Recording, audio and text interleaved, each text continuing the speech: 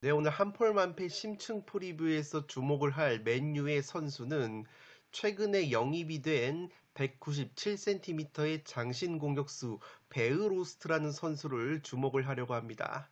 이 프리미어리그 사무국 측에서는 이 베으로스트 선수의 영입이 맨체스터 유나이티드 공격에 상당한 키가 될 수 있다고 주목을 하고 있기 때문에 과연 이 베으로스트 선수가 어떤 선수이고 맨유 공격에 있어서 어떠한 강점을 불어 넣어줄 수 있을지 상세하게 뜯어보도록 하겠습니다.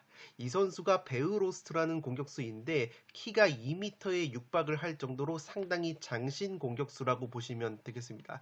이번 카타르 월드컵을 보신 분들은 조금은 익숙한 것이 이 네덜란드 대표팀으로서 아르헨티나와의 경기에서 연장전에 돌입을 할 때 이 베으로스트 선수가 상당히 위협적인 세트피스 공격력을 보여줬었기 때문에 이 월드컵을 보신 분들은 굉장히 익숙한 공격수라고 보시면 되겠습니다. 이 기존의 맨체스터 유나이티드 같은 경우에는 장신 타겟맨 유형의 공격수가 없었기 때문에 이 베으로스트 선수의 영입이 상당히 공격 옵션을 늘림에 있어서 도움이 될 것이라는 것이 프리미어리그 사무국 측의 인사이트라고 보시면 되겠습니다.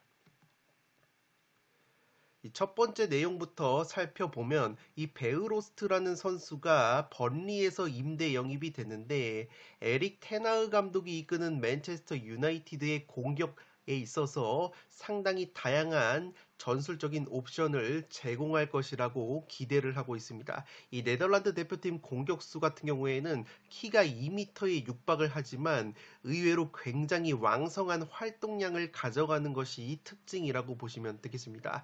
2m 가까운 장신 공격수이다 보니까 당연히 타겟형 스트라이커로서 홀딩 플레이도 가능하고 제공권 경합에 있어서 존재감을 발휘할 수 있을 뿐만 아니라 이 베으로스트 선수의 최대 강점은 의외로 굉장히 빡세게 압박을 가하면서 왕성한 활동량을 보여주는 것이기 때문에 이 기본적으로 선수들의 압박을 중시하는 맨체스터 유나이티드의 테나흐 감독 전술에 있어서 굉장히 잘 어울린다는 평가를 받고 있습니다.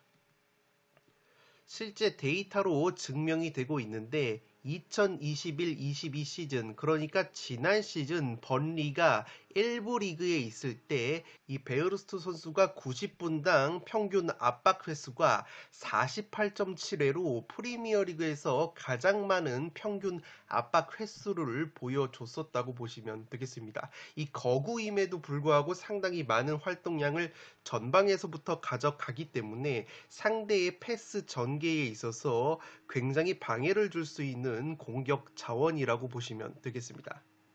이 베우루스 선수의 왕성한 활동량이 중요한 것이 이 맨체스터 유나이티드의 압박 수치를 보시면 올 시즌 내 맨체스터 유나이티드에서 가장 왕성하게 압박을 하고 있는 선수가 이 미드필더 브루노 페르난데스 선수인데 이 선수가 90분당 평균 압박 횟수가 29.6회로 나오고 있습니다. 이 지난 시즌 베우로스트 선수가 48.7회를 기록한 것과 상당한 차이를 나타내고 있기 때문에 베우로스 선수가 전방에 합류하게 된다면 이 맨유의 압박 강도 역시 상당히 강화가 될 것이라고 생각이 되고 있습니다. 이 두 번째 베오로스트 선수의 장점은 뭐니 해도 장신 뚝배기 한 방이라고 보시면 되겠는데 2022-23 시즌에 기록한 8골 중에서 3골이 헤딩 득점이었다고 보시면 되겠습니다. 이 맨유 같은 경우에는 올 시즌 프리미어리그에서 헤딩골이 딱 3골밖에 없습니다. 이 해리 케인과 미트로비치라는 제공권이 좋은 공격수를 보유한 토트넘과 풀럼 같은 경우에는 올 시즌 11골이나 헤딩 득점을 하고 있는데 맨유 같은 경우에는 올 시즌 헤딩 득점이 딱 3골밖에 없었기 때문에 이 장신 공격수 베우루스 선수의 영입은 헤딩 득점의 향상까지 불러 일으킬 수 있지 않을까 생각이 되고 있습니다. 이 지금은 팀을 떠난 호날두 선수가 올 시즌 가장 많은 헤딩 횟수를 맨유에서 기록을 했었다고 보시면 되겠습니다. 총 6번의 헤딩을 시도했었던 호날두 선수가 맨유에서 최다 헤딩 시도를 기록을 했었기 때문에 2m에 가까운 베우로스 선수가 합류가 됐기 때문에 맨유가 상당히 부족했었던 헤딩 공격 루트가 생길 것으로 생각이 됩니다. 특히나 세트피스 상황에서 맨유가 세트피스 득점력이 프리미어리그 최하위권이었기 때문에 이 세트피스 상황에서도 베우로스 선수의 존재감이 드러나지 않을까 싶습니다.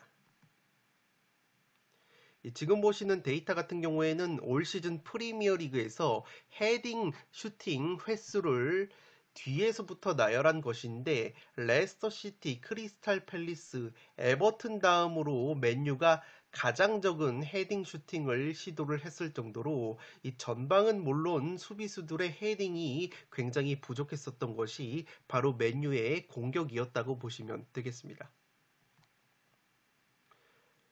마지막으로 주목할 것은 이 베우로스 선수가 장신임에도 불구하고 움직임이 상당히 좋은 선수인데 이 박스 안에서 공간을 찾아 들어가는 움직임이 상당히 좋고 수비 뒷공간을 노리는 스루 패스에 맞춰서 침투를 하는 능력까지 가지고 있기 때문에 여러모로 이 선수의 좋은 움직임을 다양한 방식으로 맨유가 활용을 할 수 있다고 칼럼은 끝마치고 있습니다.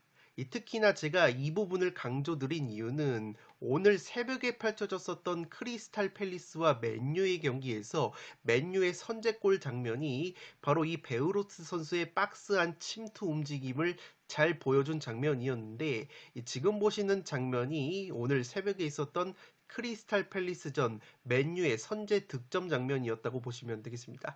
이 오른쪽에 빨간색으로 표시한 이 공격수가 베우로스트 선수인데 이 선수가 크리스탈 팰리스 박스 안에서 움직임을 가져가면서 주황색으로 표시를 해둔 크리스탈 팰리스 수비수 2명을 끌어냈고 빈 공간으로 이 브루노 페르난데스 선수가 침투를 하면서 에릭센 선수의 크로스를 받아서 득점을 성공을 시켰다고 보시면 되겠습니다. 따라서 직접 득점뿐만 아니라 이 선수가 박스 안에서 이렇게 수비수들을 끌어냄으로써 동료 선수에게 공간을 만들어주는 움직임도 가져갈 수 있기 때문에 베오로스트 선수를 영입하자마자 영입 효과를 어느 정도 봤다고 보시면 되겠습니다.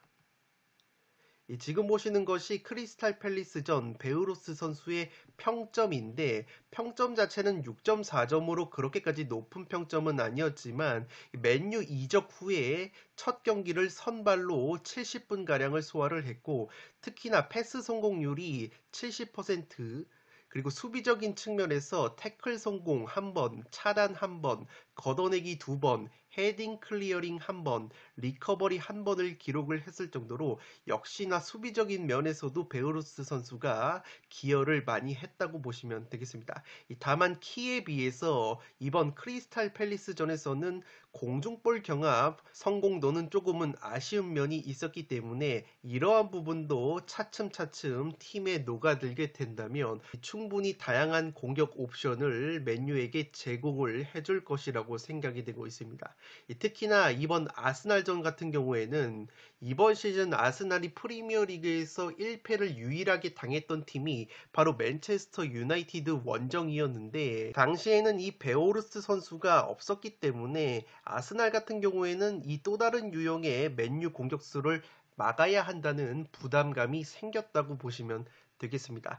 다만 맨유 역시 상당히 어려워진 것이 지금 보시는 맨유의 주전 수비형 미드필더 카세미루 선수가 크리스탈 팰리스전에서 경고를 받으면서 경고 누적으로 이번 아스날전에 결장이 됐습니다. 스카이 스포츠의 데이터를 보시면 카세미루 선수가 있고 없을 때의 맨유의 승률과 경기력 차이가 상당히 크다고 보시면 되겠습니다. 카세미루 선수가 있었을 때 16경기에서 승률이 무려 69%, 70%에 가까운 승률을 기록을 했고 카세미로 선수가 없었던 3경기에서는 승률이 33%로 굉장히 떨어진다고 보시면 되겠습니다. 이 승률뿐만 아니라 경기당 평균 득점 같은 경우에도 카세미로 선수가 있었을 때는 1.7골, 없었을 때는 1골로 줄어드는 맨유이고 이 실점 면에서도 경기당 평균 실점이 카세미로 선수가 있었을 때는 0.7골로 굉장히 실점이 줄어드는 반면에 카세미로 선수가 없었을 때는 평균 실점이 2.3골로 늘어난다고 보시면 되겠습니다. 이 상대에게 허용한 슈팅 횟수 역시 카세미로 선수가 있었을 때는 11회, 없었을 때 15회로 확실히 카세미로 선수의 존재감이 중요한 맨유이기 때문에 이 맨유가 아스날 원정에서도 2연승을 기록할 수 있을지 조금은 가능성이 떨어졌다고 보시면 되겠습니다. 물론 맨유에게도 고무적인 것은 이 카세미로 선수가 지난 아스날과의 1차전 경기에서는 선발이 아니라 후반 80분에 교체 투입이 됐었기 때문에 이 맨유의 테나흐 감독은 크리스탈 팰리스전 인터뷰에서 이 카세미로 선수가 지난 아스날과의 1차전에서도 선발로 나오지 않았었기 때문에 카세미로 선수 없이 좋은 경기력을 보여줄 수 있는 방법을 찾을 수 있다고 말을 했기 때문에 이 아스날 대 맨유 경기 같은 경우에는 그래도 맨유의 승리까지는 아니더라도 이 무승부 정도의 이변은 충분히 가져가 봄직한 매치라고 생각이 되고 있습니다.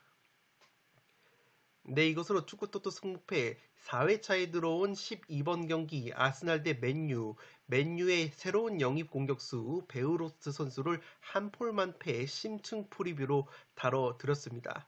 영상이 도움이 되신 분들은 좋아요와 구독 버튼을 눌러주시면 풋볼살롱 채널에 크나큰 힘이 됩니다. 구독 버튼 옆에 종 모양의 알림 설정을 해주시면 그 누구보다 빠르게 양질의 축구 승무패 프로토 관련 분석 컨텐츠를 만나보실 수 있습니다. 지금까지 풋볼 살롱이었습니다. 감사합니다.